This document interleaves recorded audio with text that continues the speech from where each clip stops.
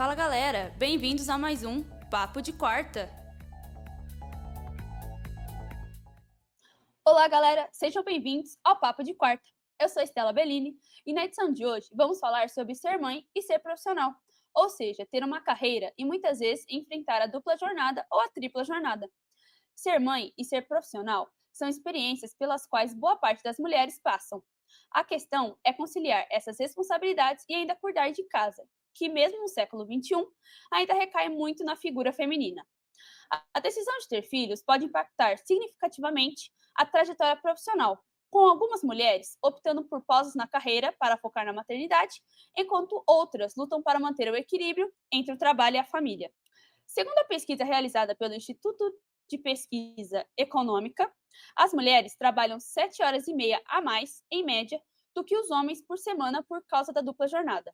O estudo também concluiu que mais de 90% das mulheres declaram realizar tarefas domésticas, enquanto apenas metade dos homens entrevistados revelaram cuidar de casa. Infelizmente, a discriminação no local de trabalho é uma realidade para muitas mães que enfrentam preconceitos e barreiras à medida que tentam progredir em suas carreiras.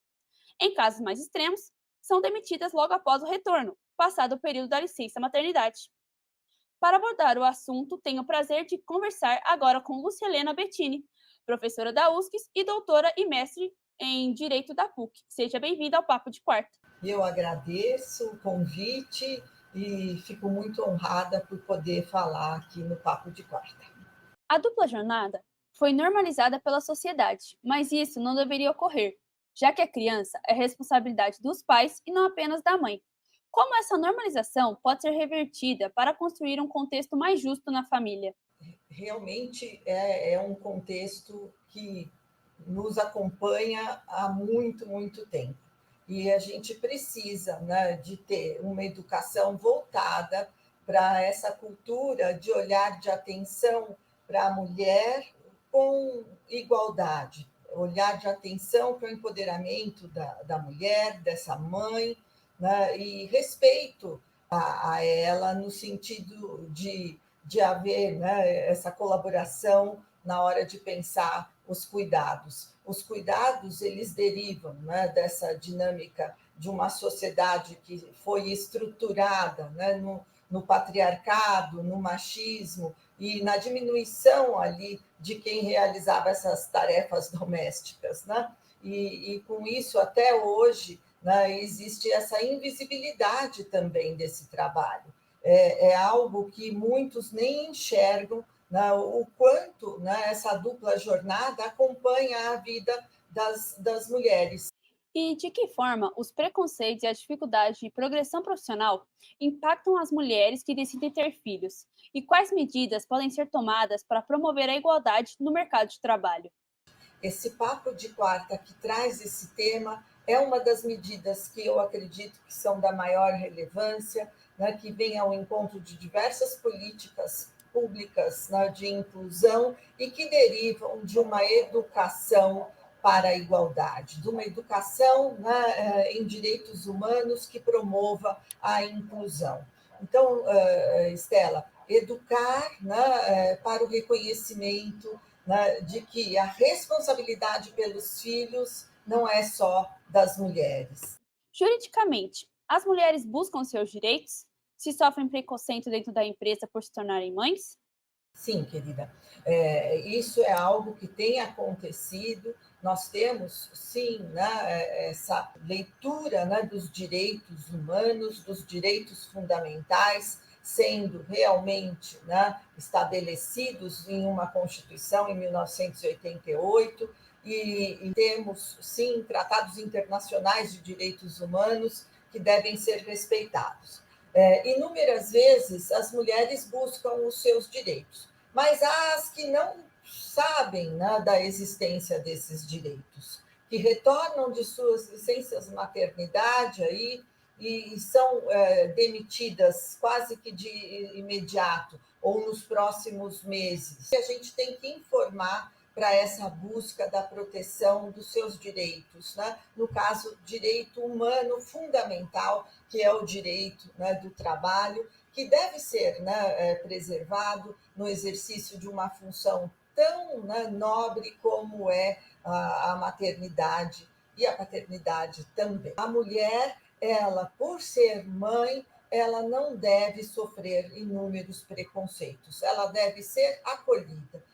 Lógico que esse acolhimento, primeiro, que se espera é dentro da família, pelo próprio pai e pelos demais integrantes familiares, mas também nas empresas que essas mulheres trabalham, né? Muitas vezes com um horário flexível para que ela possa continuar a amamentar. Mas aqui a gente tem uma discrepância muito grande, né? Se a gente pensar em termos dessa política de inclusão, né, de igualdade no que diz respeito aos cuidados, a licença gestante, né, ela tem ali 120 dias, atualmente ela é estendida por muitas das empresas, sejam elas, né, particulares ou públicas, né, até os 6 meses, mas a licença paternidade é muito menor, são dias, né? E isso já demonstra o quanto, né, ali essa dinâmica do cuidado fica, né, resguardada à mulher. E, Pro, como podemos promover uma cultura de respeito e valorização das mulheres no local de trabalho e na sociedade em geral? Por meio da educação. É a educação que empodera as mulheres e essas meninas para acessarem, né, ali os melhores níveis de trabalho, para alcançarem a igualdade de gênero, né, para alcançar, né, essa dinâmica da divisão das responsabilidades pelo cuidado. O poder familiar é exercido pelos pais, mas o cuidado ainda fica, né, a cargo da mãe. Toda a dinâmica de haver, né, trabalhos decentes, né, e sustentáveis, né? A sustentabilidade, hoje em dia, ela se afere também com o respeito às pessoas. Como é que eu, né, aqui vou atuar no sentido de promover, né, essa redução dessas desigualdades e afastar esses preconceitos? Eu preciso dizer, né, para vocês, né, que, Estela, esse bate-papo aqui que nós estamos a ter, ele nos remete, né, ao machismo estrutural. E nesse sentido, né, o machismo estrutural, né, que vem aí por meio dessa sociedade, né, que foi estruturada no patriarcado, todas essas estruturas do poder, não vão entender, né, por muito tempo, né, a possibilidade das mulheres assumirem esses locos de poder. A gente precisa, né, fazer com que institucionalmente isso não seja mais reproduzido. Né? E nós temos não só essas políticas públicas, como as leis, né, brasileiras e os tratados internacionais de direitos humanos, todos eles falam em igualdade de direitos e obrigações, né, em salários iguais para homens e mulheres, e não é isso que acontece. Houve uma modificação da Constituição em 2021, Estela, a emenda constitucional número 117, né, de 2021, que promove essa inclusão. De que maneira? Reservando ali 30% do fundo partidário para que haja, né, essa representatividade de mulheres também no Congresso Nacional, né, também no Executivo. E nós estamos, né, a vivenciar, né, institucionalmente essa modificação legislativa para que essas políticas de inclusão elas possam ser replicadas. E o que está, né, no plano,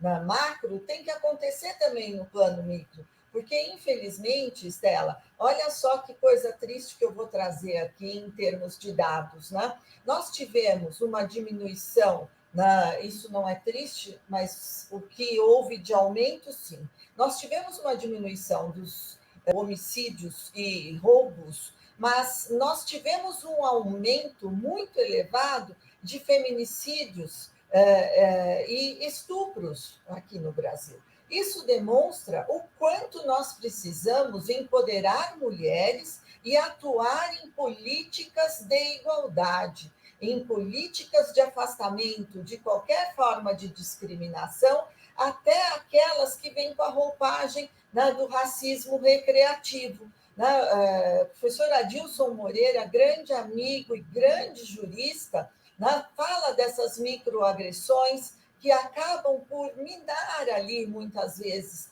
a atuação de algumas pessoas nos seus ambientes de trabalho, né? E se a gente estiver falando ali de mulher negra, essa vai sofrer duplamente, porque ela vai ter dois critérios ali de discriminações sendo, né, ali muitas vezes, né, causa de preconceitos, causa, inclusive, de crimes, né, ali que são os crimes ou contra a honra, nós estamos falando de injúria racial, ou mesmo, né, o racismo. Precisamos atuar para educar, para a igualdade e para a inclusão.